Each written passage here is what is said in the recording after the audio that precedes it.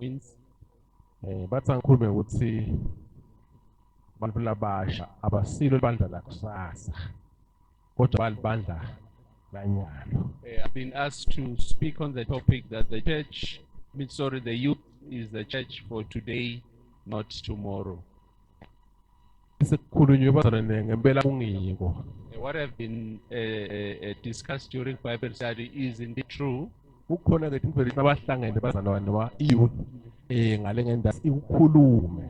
Whenever the youth meets, they talk about certain issues. Nami ngisafunda la kukhona into exhumanako lihlangana lokusho ngithanda lapha ukuthi kukhona kungahlangani somewhere somehow. I think I also agree that maybe there is some discourse somewhere concerning the youth participation in church. Kunalesigaba lakhona abantu labasha bakakhona kusonzela emsebenzini wenkosi. Sometimes the youth does not come to do the Lord's work. Noma ngabe lo muntu uyambona ukuthi ati uyakhona futhi akakhona but akhanzakala ukuthi uyakhwesha. You can even see that that person has the capability but is just shying away from doing the work. Kungibekwe kunambuthano lokuthi shothi lokuthi bathi balibandla kusasa shothi mhlambe ngqondweni tabo kunalokuthi libona batawukhondisa kahle kusasa. Maybe that it comes to mind that since they are the church for tomorrow, they think that maybe they will participate later on in life. Bangabe nje babona nje nyalo sikhona la ubhuqeka noma kwenteka yini bathi sasa thina sitawenda ngcono kunabo. Whenever maybe they see that our worship is not good, then they'll say tomorrow we'll do better. But bakubalekele lokho because bathi abasilo libandla lakusasa bona. And now they've not participated today because they say we are the church for tomorrow. Vele bazane balibandla lanyalo. And it's true that they are today's church. But basebenze nyalo. They need to work now. Kuona nama system la khona ukuthi abadonse awulungiswe manje ukuze bakhona ukuthuka basebenze. If there are things that are hindering them participating, those things should be resolved so that they can be fully participating in church. Ngoba libandla lanyalo. Because they are today's church. Kuyabita sasebenze manje. It calls for the youth to work now. Bazalwane kulithi nginaba mhlawumbe lesestibone. Maybe there are challenges that we see. Ifayekathi mhlawumbe vele kakhulu. Abantu labasha cishe worldwide. Mhlawumbe ukukhula noma iminyaka. Maybe growing up as a young person. Kuba khona mhlawumbe kazokuthi labantu labaneminyaka lesetulu noma labadzala kube khona ukucwasana mhlawumbe kwente intfo tsite ekhatsi ebandleni even nangaphandle. Maybe those that are older find that maybe they criticize the youth within the church or even outside the church. Kuneligama ke lelisho loko lebelithi ageism. Ageism or ageism. Alikavaki leligama kubazalwane. This is not a common word within the church. Ngami ngilitholile ngoba ukuhlanga kuleli langa leli labantu labasha ngitholile ukuthi labantu labasha nangifunda leli gama leli vele ukhona lokungahambi kahle mhlambe vele ku system although bachaza ukuthi isystem yethu cishe ikhululekile futhi la ngathini ngivutela khona. As I was preparing, I realized that indeed there is a challenge somehow, even though Babe Mamba said maybe we are free within the church, but I did realize that there are certain issues that we need to resolve. Umlomusha ufuna kuthola akulenzawo la akhululeke khona la kenta tintfo atende kahle kube bethu shomunye umuntu lo interferisha kulapho. A young person would want to be free and do what they want and not have someone interfering in whatever they do.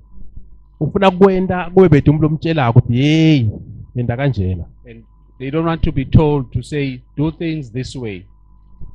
Bakhona kwenteka ukuthi kanjengaleto ubese uyashintsha yena bese usebenza into ngale ngekwesaba. And then if such happens, then you find that the young person will be afraid to do certain things. bese siyangena ke lesigaba sokuthi kungathi kusebenta ukuxwayisana ngani ngokweminyaka kuthi lokhu ngeke ukwende ongubani kodwa naso kunasigaba naso ngakhona ke That it leads to the fact that you can only do such and such if you reach this certain age. phazana leminyaka ayisithi lutho Brethren, age does not matter.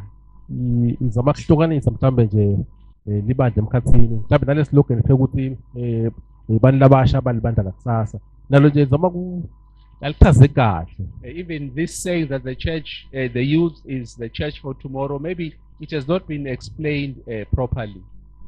Anakathi babenza indumiso lapha anakathi kasiphendule ngicabangela ukuthi shothi leligama lelivele lifuna vele kuhlalelwa phasi libukisiswe ngoba mina ngithi nje hayi shothi libandla lakusasa nolabasha shothi nyalo ngithi I realize that maybe the youth that is the church for tomorrow, and then the elderly are the church for today. shothi nje nasasikhonta uNkulunkulu njena bayabuka seyathi akwende kahle nako lanako but anyway kusasa thina sawenda kahle.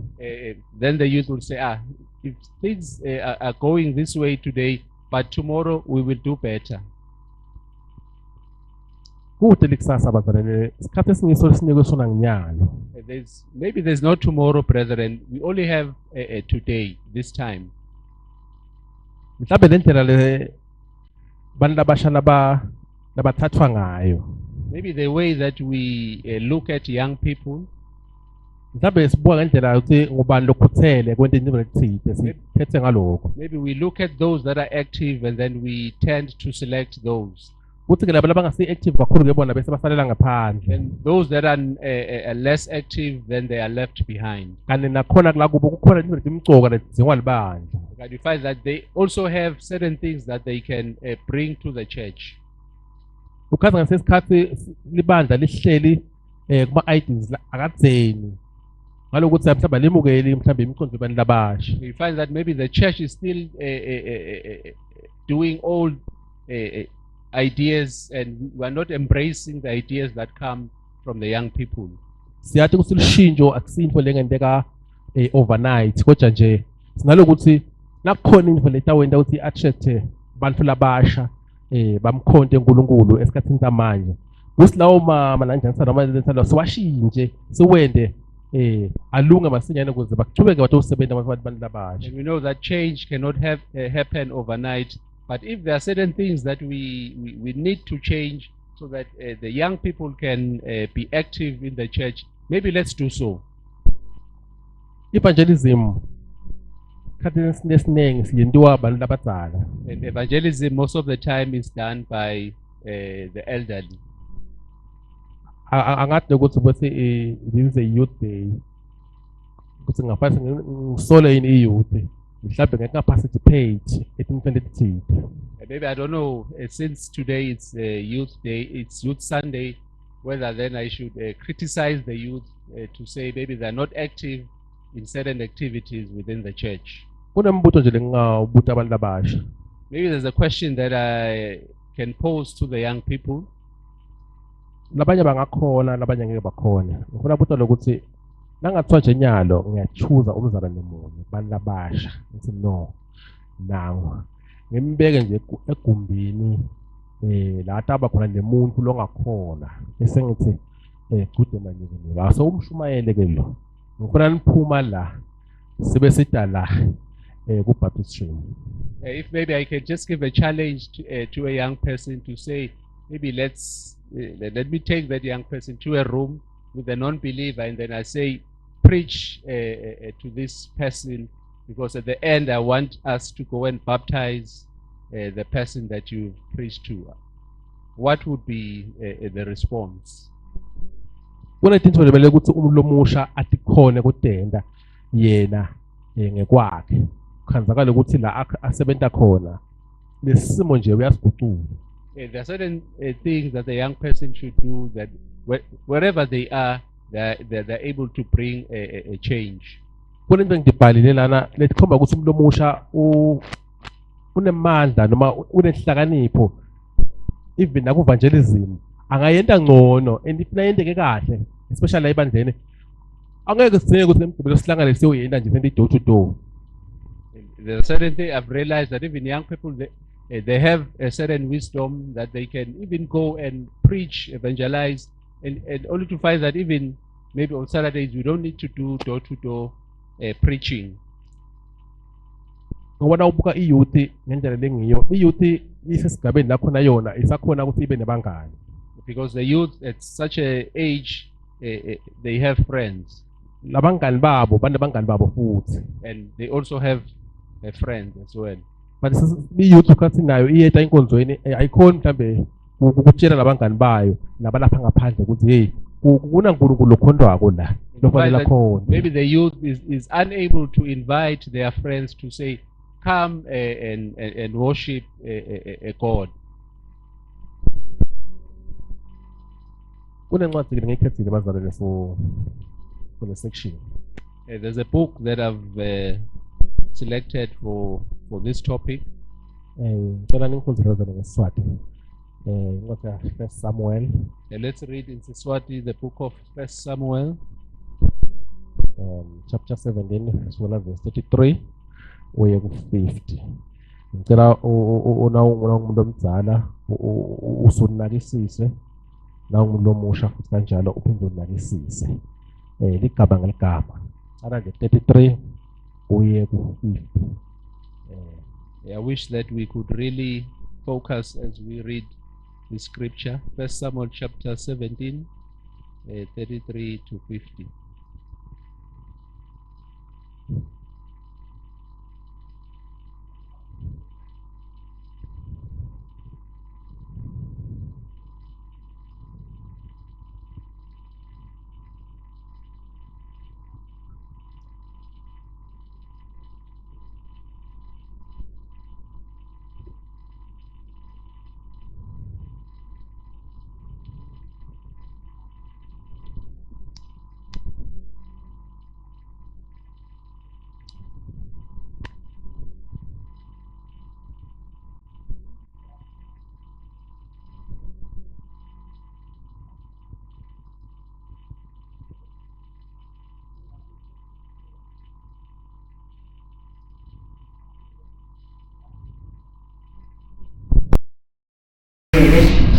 Kulula nasesandleni salomphilisi Sawula waphuma kuDavide wathi hamba hlangana simakade ngabana ngakho-ke ngakho Sawula wabe sebebhathisa Davide nemadoda akhe wamfaka imali yentshe emkhisheni lowo wabebhathisa nelibhantshi elisembileyo Davide wakuphela inkemba yakhe kule ngubo yakhe wabe sewetama hamba ngobe abengayidayeli Davide wakhuluma kuSawula wathi ngiyakhuleka ngihamba ngibhake impahla nengakayidayeli wase wathi kukhuluma wase uthatha ingubo yakhe nesandla waphetha imatshela ashelelako abasihlanu emkhuleni wafaka esifakweni sakhe sekwelusa labesiphethe waqonda kuye umfilisti aphethe isidulelo sakhe umfilisti yabe Solomoni yasondela kancane kuDavide nale ndoda leyayiphethe nehawu ihamba emva kwalomfilisti waphuma Davide wambona ukuthi usengumfana abomfana amuhle wamenzelela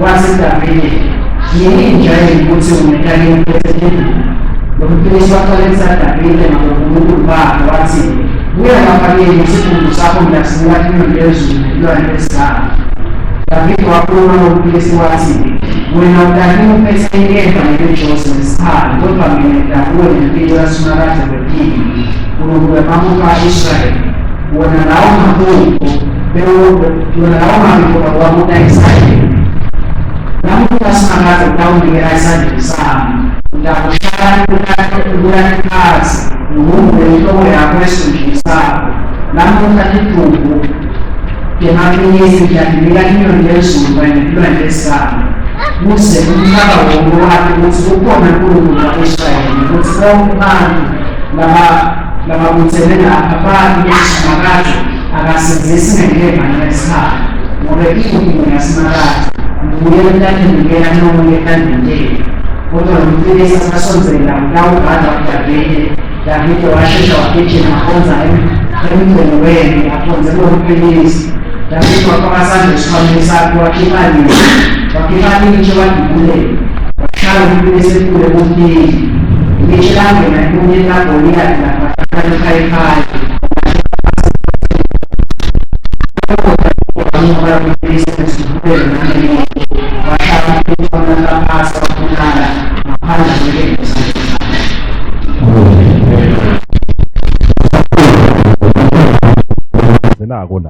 As we were reading, I noticed certain things. Verse 33 In verse 33, lapho khona Saul abekhuluma khona Saul is speaking.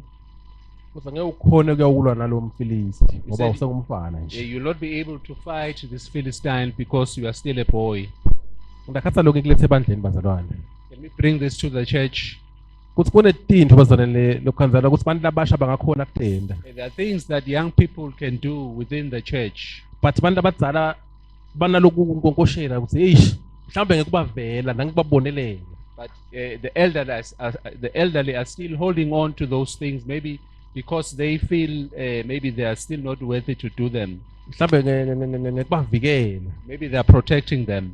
Ukuthi ngeke ukhone usesengumfana. You won't be able to do this because you are still a boy. La ekuphileni kunesigaba lokuthi umuntu omdala akakhona kubhekana noma engayini. Maybe an elderly is able to face anything.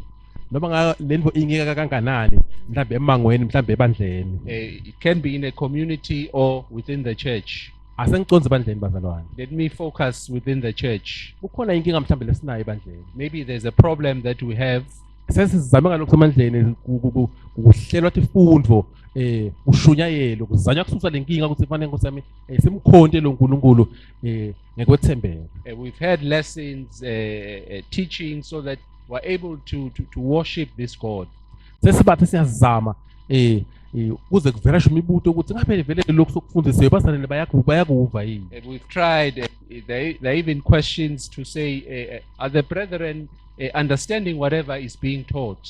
Ngoba kunetinto letilikhuni letikhona ebandleni ledinga ukuthi sisuso noma sivumele mhlambe abantu labasha labanemicondvo lengcono ukuthi bakhone ukuthi bayisuse lento lena emehlweni ethu. Because maybe we need to allow young people to come and bring a change to certain things that need to be changed within the church. Kukhona into letha lihlazo empilweni yeKristu simaKristu sikhona sonke la khanzakala ukuthi thine labadzala asikhoni kuvumela mhlambe bazale labanye basebende ndlela thite kuze libandla liphumelele. Maybe we've not allowed other people to come and work and remove certain things so that the church can continue to function and grow. Nangisawula la sesithola ukuthi naye ude lithemba kulomfana uyawuza uyamtshela ukuthi umncane usho kuDavide bazalwane. And we see Saul not having faith in David and he even said, you are young, you are a boy. Davide abengumfana lusathi timvu tababwakhe. David was a shepherd taking care of his father's sheep. According to inanjani sabazana impilo imfuyo ingcebo yasekhaya. And we know that a livestock is wealth within a family. Nathi nje sikhule silusa tinkomo letinyende ekhaya sibhice sohlala entsabeni sodvwana. I also grew up taking care of cattle up there in the mountains alone. Mkhulu na ubaba bebasithemba nje sihambe siyolusa tinkomo sihambe nato and na ungathi uthi bita malini kodwa nje bebasithemba sithathe sihambe nato. And the elderly at that time had faith in us to go out there in the field and take care of the livestock. Na ubuka Davide ngendlela kamncane ngayo la bamnika thimvo sihambe nato watelusa le iBhayibheli lithi wahlangana nenkinga le wabulala libhele wabulala libhubesi bangekho.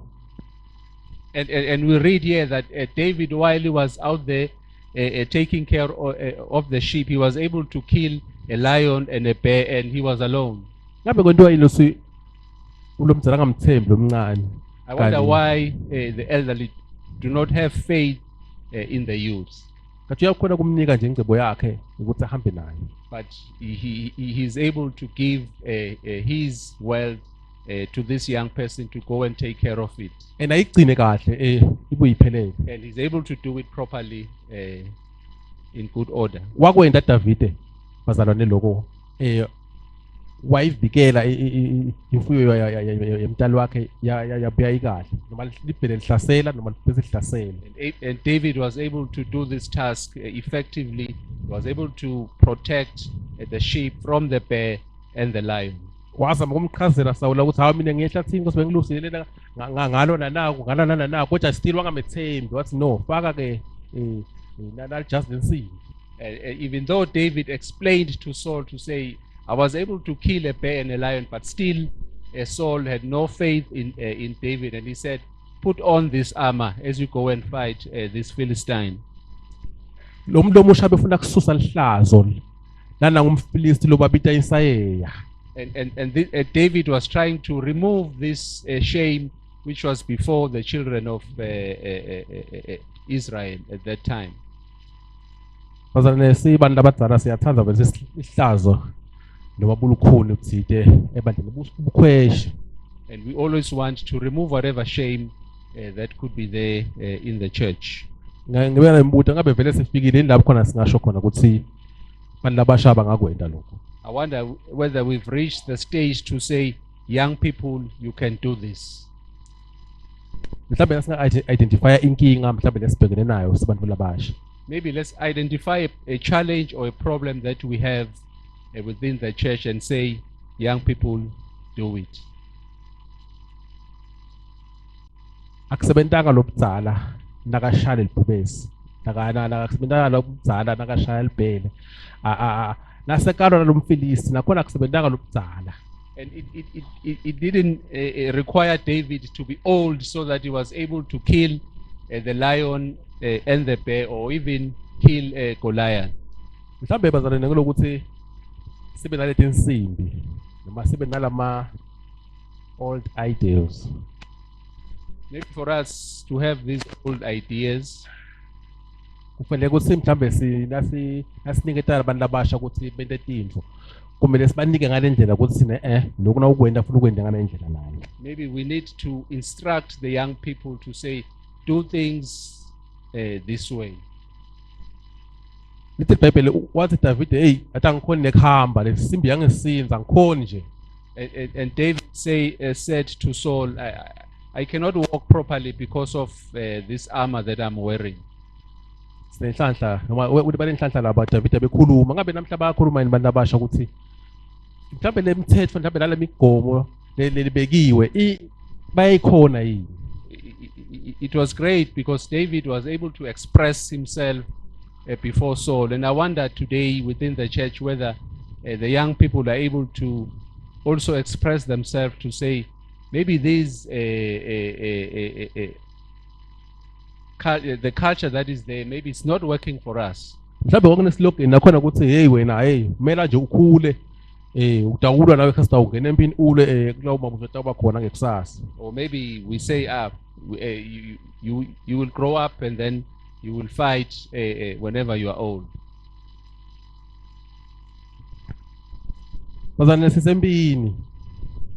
Brethren, we are in a war. Sibheke ukuthi wonke umuntu lo lana participate kulempi. And we expect everyone to take part and participate within this war. Singakwenda tintfo etimpilweni tethu tendeke. We need to be able to do things and make things happen in our lives. Nelibandla leli bazalwane libandla lethu sonke. This church belongs to all of us. Bayibathi ngesiswati umthenze uhlaba usamile.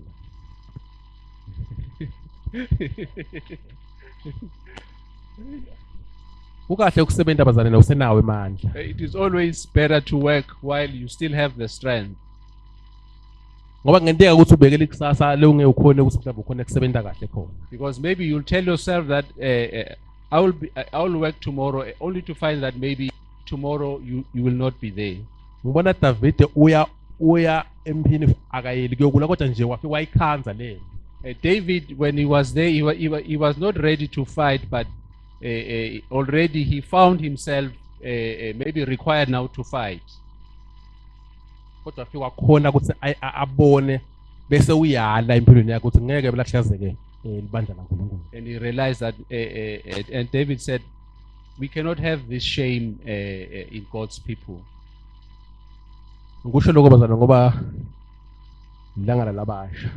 I'm saying this because today it's Youth Sunday. Badeligcozithide bantu labasha ekwentinto. The young people have a zeal in doing things.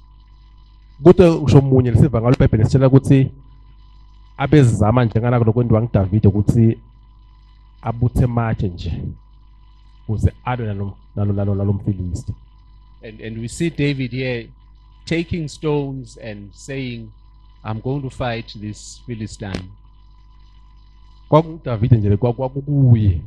It was within or inside David to do this.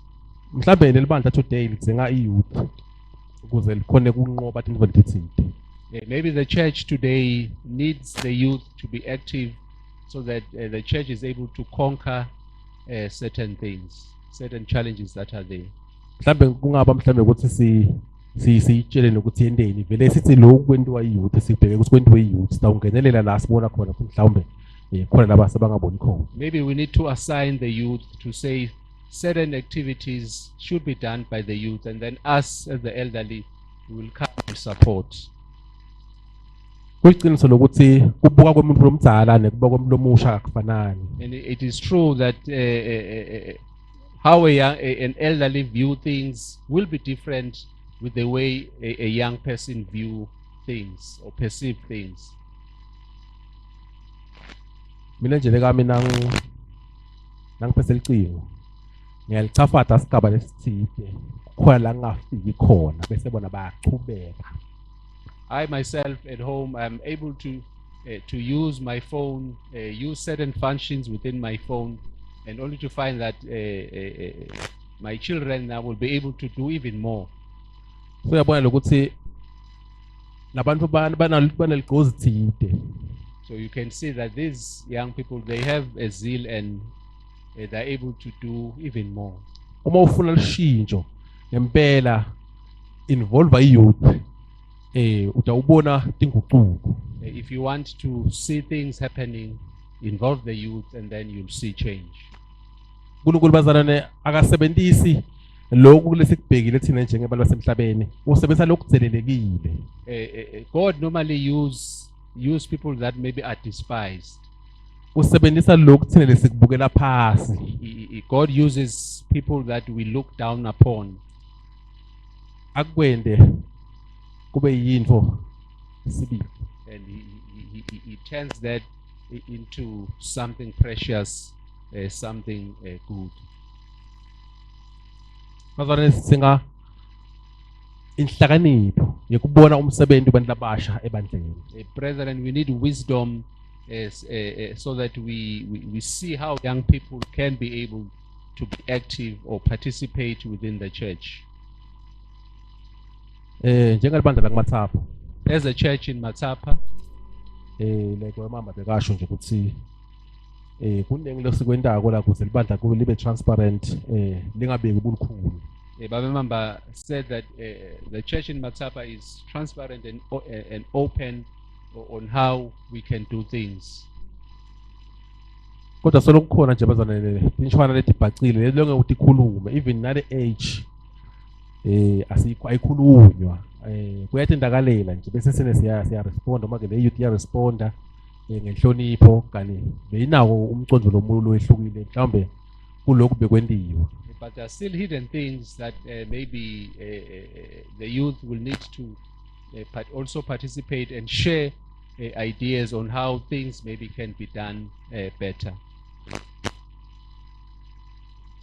Letinto letibhacile ngicabanga ukuthi bantu labasha bangativeta njengoba kwavela kuBible study la ukuthi kukhona into letikhona sicabanga thina ukuthi mhlambe tilungile kanati kalungu. I mean, I'm sure the young people can be able to uncover these things as we were discussing within the Bible study, that There are certain things that maybe we think that they are right, only to find that maybe they are not right. uNkulunkulu basebenzisile abantu labasha eBhayibhelini esikhathini esendlulile. God has used young people in the Bible. Wamsebenzisa na-Esther ukusave isizwe sakhe. He used Esther to save his people. Bebakhona nabadala bengabasebenzisa but wakhetha nje kusebenzisa yena ukuthi avikele ama-Israyeli. There were those that were old during that time, but he chose this young lady Esther to save the people of Israel. uNkulunkulu akasebenzisi noma ngayini mhlambe lesingayicabanga. God doesn't use anything that maybe we think of. Nasingabuka abazalwane ngekulingana bese sibanika umsebenzi. Khona umehluko lesingawubona abazalwane. If we can assign work or duties among the brethren, irrespective of age, then I'm sure we can see a change or a difference in the church. Sikwende kuphele lokuthi balibandla lakusasa. And stop to say the young people are the church for tomorrow. Kungasibona bamele labo libandla labo cha thina sitawuhlala nje la inkonzweni singendi lutho. Sawuvangelisa ngalesikhathi ke sekusikhathi sethu. And because it then brings that notion to say today we will not do anything, we will only work once our time comes. Angisho kubantu labasha ngithi ningesabi ukusebenza umsebenzi kaNkulunkulu ngesibindi. Let me speak to the young people and say, don't be afraid to do God's work, just do it with confidence. Ningaje kube mamba ukuthi umsebenzi kumele wendiwe ngewani ukuphi nithi nemiqondo lemisha ukuthi leyo msebenzi lo wendiwe kahle. Whenever there are certain duties that needs to be done, come up with ideas and to say maybe we can do things this way, we can improve things if we do things this way. Na ungalandzela nje kahle ukuthi labanengi labangekho la ukwazi ukuthi bantu labasha.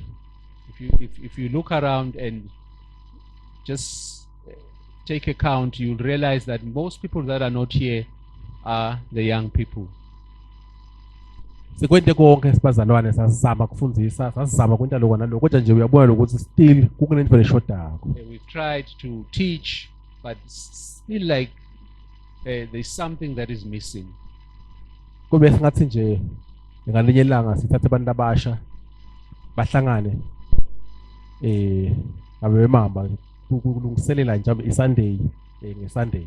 If maybe we can have a day where maybe young people can meet with our elders and say maybe let's come together, plan for the next Sunday. Sesibuka ukuthi ngabe lawo maSunday lawo ngeke yenze kashintshe. And maybe then after some time then just assess to see if maybe there's a change in our worship from the other Sundays. Singakusuka bazalwane emicabangweni yethu sesibadala yakadzeni seyigugile. Maybe as elderly we need to change and get rid of the old ideas that maybe we've been using all along. But akusho ukuthi umuntu omusha bazalwane sekumele ukuthi mhlambe athamane nje na into nemengayini ayifuna. Doesn't mean that we are now saying we are allowing the young people to do as they please. Awufunza umshumayeli 11:9 uyakhuluma khona ukuthi umuntu omusha akajabule ajabulise kodwa khumbule ukuthi lokho kulata kwenda uyawuthi lanza phambi kwaNkulunkulu. Ecclesiastes 11:9 it says that you should rejoice as a young person, but remember that a judgment is coming. Abizwa athi 1 Timothy chapter 4 I think verse 12 uthi ungavumi kusha bakho betheleleke. In 1 Timothy 4 verse 12 Paul says that don't let anyone look down upon you because you are young. Bazalwane bantu abathi capable to worship. Brethren, young people are capable to lead in worship. Kudzinga ukuthi bazalwane banikwe lithuba lokuthi bathi prove nyalo ngoba balibandla nyalo. they need to be given an opportunity to prove themselves because they are today's church. mhlawumbe ngendlela lebanika ngayo umsebenzi mhlawumbe akusile indlela bayibhekile. Maybe the way that they assigned duties, maybe it's not their expectation. Singaba abantu labasha lesitawuba nabo nasebandleni lakusasa. We need young people that will be there even tomorrow, in tomorrow's church. Asidinga abantu labasha labakhona nyalo batawushisa nasebabadala. We don't need young people today who are telling themselves that they'll be active when they are old. Noma ngabe kwentekile kuba nesimo lakho lokhaza ngathi ubusha bakho buyadeleleka. If maybe there's a situation where you felt that your youth was being despised, Ngoba khaza nje ngathi uthi isimo sakho sebusha sibukeleka phansi. or maybe you were being looked down upon because you are young, Mhlawumbe utiva ngathi umqondo wakho awumukeleki. maybe you feel that your ideas are not accepted. Kuke amagama la yakhulunywa ngoba bendumisana la ngiyenqwathanze naka plus comment la. Uye athi kude umbono lokabi kuthi asalele kabi so wonke umuntu vela aphendule. Babet Lamid always say that there is no opinion which is wrong and there is no a question also which is wrong. Everyone should just be able to be free and express themselves. Ungakhanzi umuntu sothi valela ngaphandle usakhona ukusho lokulomela ukusho. Uyabona ukunika sibizi nawo ukuthi abantu ebandleni bayakhuluma ngekukhululeka ukuthi uyathi ngibona sikwenteke nabo. Mhlawumbe kutawenda kube ngcono ukukhonta kwethu. And it gives one confidence whenever people express themselves because that will then assist the church to worship or do things better tomorrow. Kuthi mngobetulo hayi funa athi ngitanda lana uyangathi uthenga yena sikhonde ngato. Brother Mgometulu said, no, maybe we need musical instruments now for our worship. He'll be able to. Ngilaqhaza lokuthi ukukhuluma ngekukhululeka. I'm trying to say he was able to express himself freely. Nalokuthi velele mathapha ukukhululekile bazalwane. Because in Matapa we are able to express ourselves freely. Noma kukhona mhlambe lelo kulusi la khona mhlambe kuna lokubhacile singakuboni ukuthi singakhona ukukhuluma ngekukhululeka kodwa nje ngekwathi kwami hayi sikhululekile noma ngabe lokukhulumile encenye kwentiwe encenye kodwa isikhathi kwenteke but nje ukhulume kutawusida. Even though maybe whatever idea that you have will take a long time to be implemented, but it's always good to express your view. Konke lesikwentako kozana lokufana nokukhonda la khathi esiningi bantu labasha labavela ukuthi hey ngathi ukukhonda kwethu kuyabhora. And we've realized that it is mostly the young people who are saying our worship is boring. Mhlawumbe kungesizathu ukuthi mhlawumbe nabo sisitshelana abakhona kumema abangani babo bethe nabo le nkonzo ukuthi kulungana thina ngoba sesiyade ukuthi kukhondwa njani vele nje hayi kuyabhora. Maybe the young ladies now are not able to invite their friends to come and worship with us because they know that our worship is boring and they've ended up getting used to it. Nalokuthi bazana letinto letiningi letikhona ebandleni tingaguquka kukhulunywa ngisho la ku-Bible study ngekuthi sine sikhulume bazana sivoice out konke lesicabanga ukuthi angathi akuhambi kahle mase anquma ukuthi awuhamba kanje ungathi nyalo kuyasicaka. I'm trying to say that we can be able to change certain things or maybe the way that we do things. Like for instance in the Bible study we are able to express and share our views on how we can worship better. Bazalwane sengiphetha. Brethren, as I conclude, Bantu labasha balibandla lanyana. the youth is the church for today.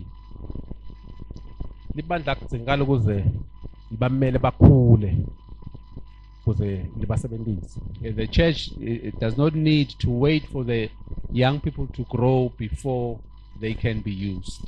Akudingile ukuthi babe semakomitini noma ke bakhiphe iminikelo leshisako ukuze libandla libasebenzise. It doesn't require for the youth to be in certain committees or maybe give so that they can be used in the church. ngesikhathi nje baphenduka batinikela enkosini bathatha umsebenzi ukuthi baseve uNkulunkulu. When they repented and say they are accepting Jesus Christ to be Lord, they were saying, we are ready to serve. Ibandla libasebenzise manje libanikela ithuba lekwenta tinguquko ukuze libandla lithuthuke. May the church use the youth now so that the youth can bring change, so that the church can grow. Kwakungijabulisa kubasebandleni nangifika prison. I was so happy. I remember some years back while we were still worshiping by the prison. Kwakunemasonto ke la khona la ashata ingitani la kuyofika endasi le kodwa ngasasebenza onke la siyofika le prison la bekashaya khona ingitani. I remember there were churches along the road. They were using musical instruments, but we'll always pass them and go down to the prison to worship where there were no musical instruments. Saqhubeka samkhonda nje uNkulunkulu bazalwane nokwaba kuhle kodwa lesikhathini samanje angeke ngikhona ukukuphikisa ukuthi abasafanani nathi laba khona nyanga. But we continued to worship even during those times. But maybe it's difficult for me to say maybe the youth today are able to adjust to that environment where maybe there are no musical instruments. Bengaba mhlawumbe nesicelo ngigcina bazalwane. Maybe I have this request as I end. Noma egameni lebantu labasha. Maybe in the name of the youth. Noma ngayini mhlawumbe lebo ijwayele. Whatever you are used to. Kuyomela ukuthi nakukhona lishintsho ulemukele. If there is change, embrace the change. Singabambi tidzinzi noma sibambelele ezinto entakadzeni kanini. Impilo seyihambile. Let's not embrace maybe in old things only to find that things have revolved and they've changed and life is moving ahead. Siyakumkhonda bazalwane uNkulunkulu sikanye kanye. We need to worship God together. Ngisho ukuthi naku leadership kube khona la youth lekushoko. Even in leadership, let the youth have a voice there. Mhlawumbe ngingawina libandla lifane na impela uNkulunkulu leyawina kathi David ayashapa umfilisti wamncoba bajabula bonke.